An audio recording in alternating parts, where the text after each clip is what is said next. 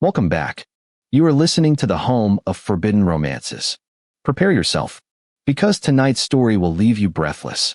The fountain pen snapped in Julian's grip, ink bleeding over his knuckles like a fresh wound, staining the pristine white paper that signaled the end of his life as he knew it.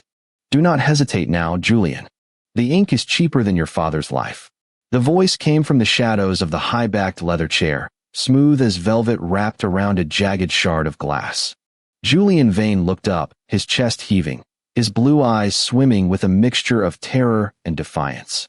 Across the expanse of the obsidian desk sat Cassius Thorne, the city's ruthless emperor of finance, a man whose net worth could buy small countries and whose heart was rumored to be made of the same cold steel that structured his skyscrapers. You really expect me to believe this is the only way? Julian whispered, his voice trembling. You hold $70 million of my father's gambling debt. You could seize the estate. The assets. Why? Why this? Cassius leaned forward, the dim light catching the sharp, aristocratic angles of his face and the predatory gleam in his dark, hooded eyes. Your father's estate is a hollow shell, Julian. Mortgaged thrice over. The assets are dust. The only thing of value left in the Vane lineage is you. Cassius stood, his imposing height casting a long shadow over the trembling violinist. He walked around the desk, his movements silent and lethal, stopping inches from Julian. He reached out, a gloved hand tilting Julian's chin up. Sign the contract, Cassius commanded softly, the air in the room dropping 10 degrees. Become mine. Exclusively. Completely. Until the debt is satisfied. Or walk out that door and watch your father's legs get broken by the loan sharks I bought the debt from. It's a simple transaction. Julian looked at the document. It wasn't a marriage license. It was a deed of ownership. He thought of his father, pathetic and weeping on the floor of their crumbling manor. He thought of his violin, the only thing he had ever loved, now silent. With a shuddering breath, Julian pressed the broken pen to the paper. He wasn't just signing away his freedom. He was signing away his innocence, his body, and his soul to a monster. Chapter 1. The Gilded Cage. The penthouse smelled of ozone, expensive scotch, and isolation. It was a palace of glass floating above the clouds, completely detached from the grime of the city below. For Julian, it was a prison cell with a panoramic view. It had been 3 days since he had signed the contract.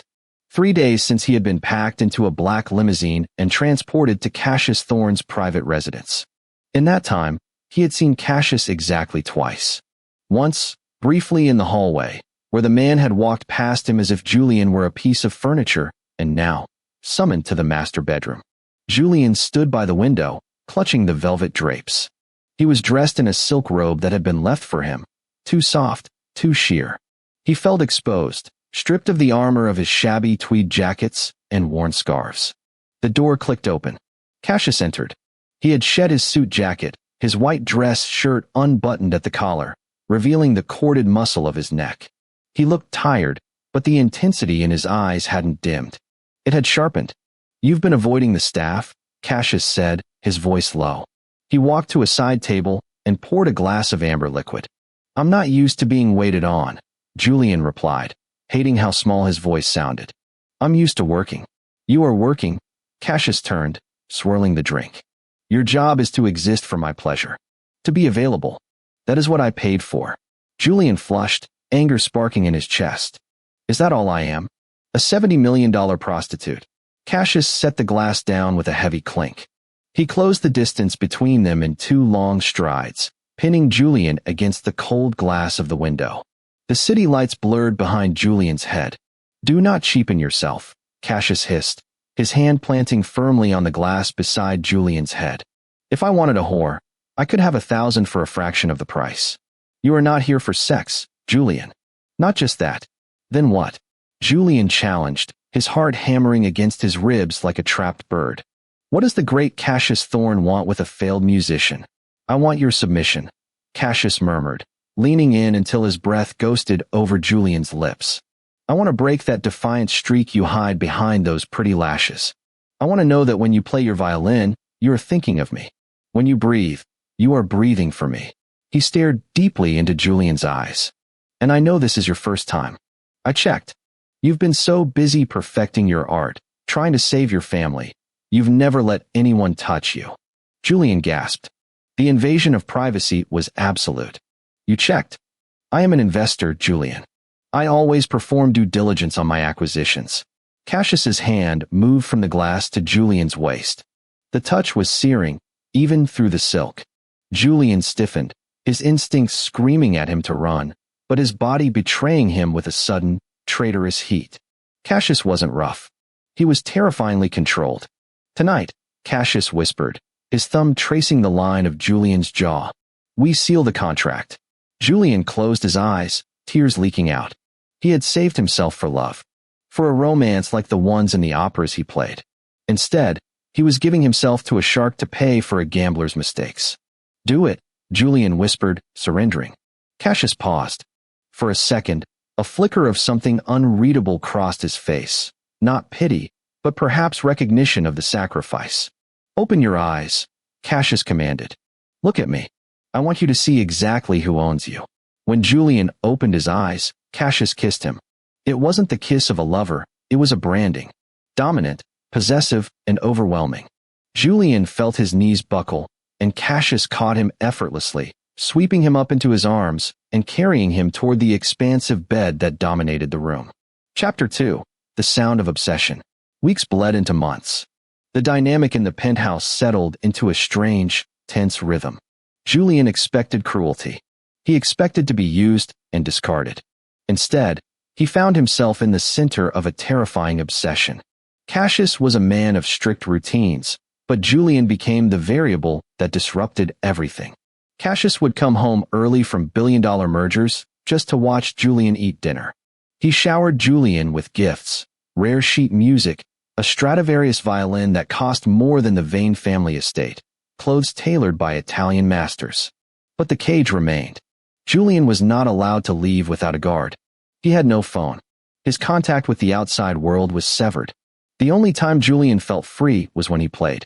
One evening, during a violent thunderstorm, Julian stood in the music room. The new violin tucked under his chin, he played Tchaikovsky, pouring all his rage, his sorrow, and his confusing, growing attraction to his captor into the music. He didn't hear the door open. He didn't know he had an audience until the final note faded into the silence. You play with more passion now than you did 3 years ago. Julian spun around. Cassius was leaning against the doorframe, looking uncharacteristically disheveled. 3 years ago? Julian asked, confused. We never met 3 years ago. Cassius walked into the room. You didn't meet me. I saw you. The Vienna Gala. You were the soloist. You played with such purity. It was infuriating. Infuriating. You looked untouchable, Cassius admitted, his voice dark. Like you belonged to the heavens. I decided then that I would drag you down to earth. To my earth. Julian felt a chill run down his spine. You planned this. The debt? My father. I facilitated it, Cassius corrected calmly, as if discussing a stock option. Your father was a gambler long before I came along. I simply ensured that when he inevitably fell, I was the one holding the net. I knew your pride, Julian. You wouldn't accept charity. You wouldn't date a man like me, a corporate butcher.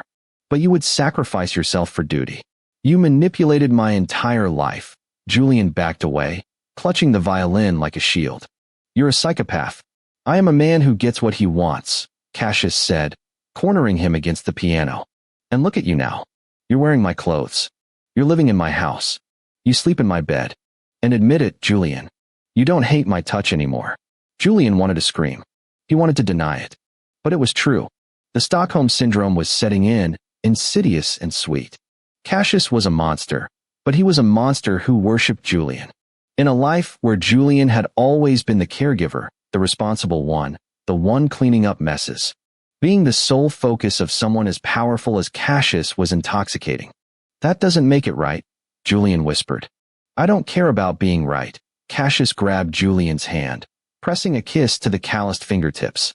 I care about being yours. Chapter 3. The Betrayal. The fragile equilibrium shattered on a Tuesday. Cassius was away in Tokyo for business.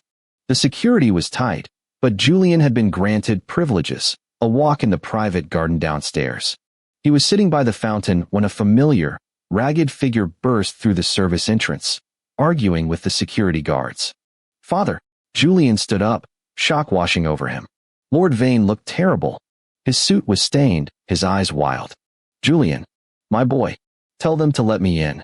Julian signaled the guards. It's okay. He's my father. The guards hesitated but stepped back. Julian led his father to a bench. What are you doing here? Is the debt collectors? Are you safe? Safe? I'm ruined. Lord Vane grabbed Julian's lapels. That devil Thorn. He tricked me. But I have a way out. A way to get us both out. What are you talking about? Count Rousseau. Vane whispered frantically. You remember him? The shipping magnate? He's always fancied you. He offered me double what Thorn holds. Double. If you just come with me now, we can pay Thorn off and have millions left over. Julian stared at his father, horror dawning on him. You sold me again. Sold? No. It's a better arrangement. Rousseau is older, easier to manage. Thorn is a shark, Julian. Come on, the car is waiting. I'm not a piece of cattle to be traded. Julian shouted, shoving his father's hands away. I sacrificed everything to save you from Thorn. And now you want to hand me to Rousseau? A man known for beating his partners. It's for the family, Julian. Don't be selfish. Selfish?